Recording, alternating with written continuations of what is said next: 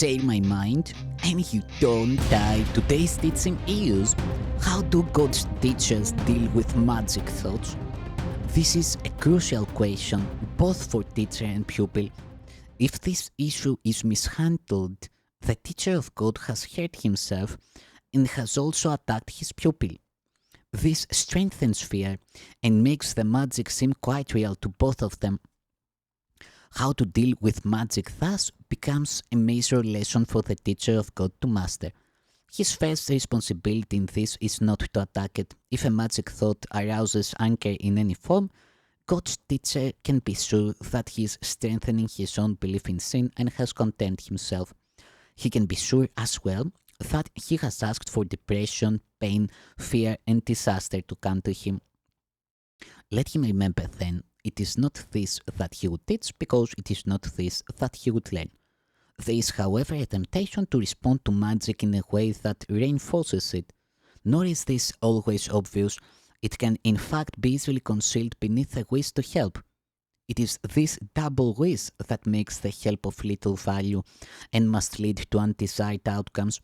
Nor should it be forgotten that the outcome that results will always come to teacher and pupil alike.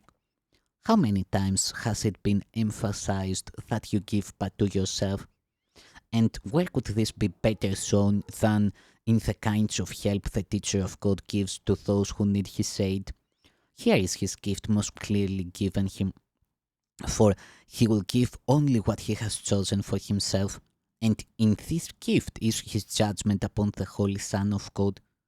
It is easiest to let error be corrected where it is most apparent, and errors can be recognized by the results. A lesson truly taught can lead to nothing but release for teacher and pupil, who have said in one intent. Attack can enter only if perception of separate goals has entered, and this must indeed have been the case if the result is anything but joy.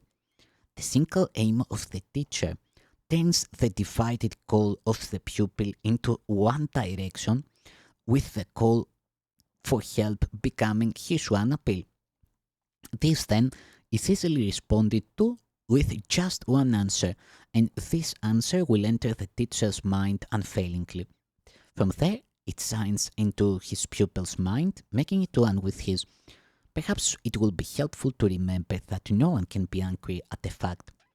It is always an interpretation that gives rise to negative emotions, regardless of their seeming justification by what appears as facts. Regardless of the intensity of the anger that is aroused, it may be merely slight irritation, perhaps too mild to be even clearly recognized, or it may also take the form of intense rage, accompanied by thoughts of violence, fantasized or apparently acted out. It does not matter. All of these reactions are the same. They obscure the truth, and this can never be a matter of degree. Either truth is apparent or it is not. It cannot be partially recognized. Who is unaware of truth must look upon illusions. Anger in response to perceived magic thoughts is a basic cause of fear. Consider what this reaction means, and its centrality in the whole thought system becomes apparent. A magic thought, by its mere presence, acknowledges a separation from God. It states in the clearest form possible that the mind which believes it has a separate will that can oppose the will of God also believes it can succeed. That this can hardly be a fact is obvious, yet that it can be believed as fact is equally obvious, and herein lies the birthplace of guilt.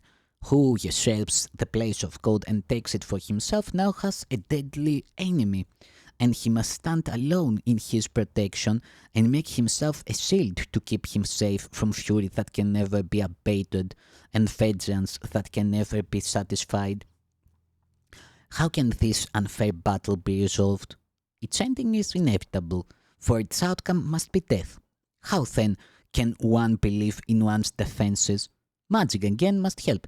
Forget the battle, accept it as a fact, and then forget it. Do not remember the impossible odds against you. Do not remember the immensity of the enemy. And do not think about your frailty in comparison. Accept your separation, but do not remember how it came about. Believe that you have won it, but do not retain the slightest memory of who your great opponent really is.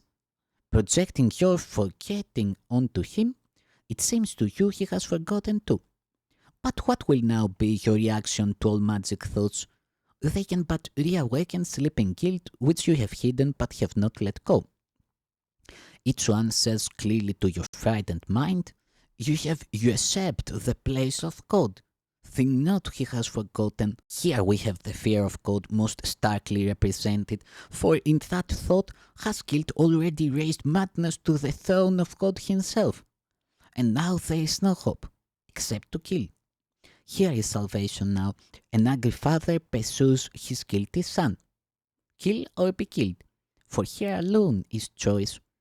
Beyond this, there is none, for what was done cannot be done without. The stain of blood can never be removed, and anyone who bears this stain on him must meet with death. Into this hopeless situation, God sends his teachers. They bring the light of hope from God himself. There is a way in which escape is possible. It can be learned and taught, but it requires patience and abundant willingness. Given that the lesson's manifest simplicity stands out like an intense white light against a black horizon, for such it is. If anger comes from an interpretation and not a fact, it is never justified. Once this is even dimly grasped, the way is open. Now it is possible to take the next step. The interpretation can be changed at last.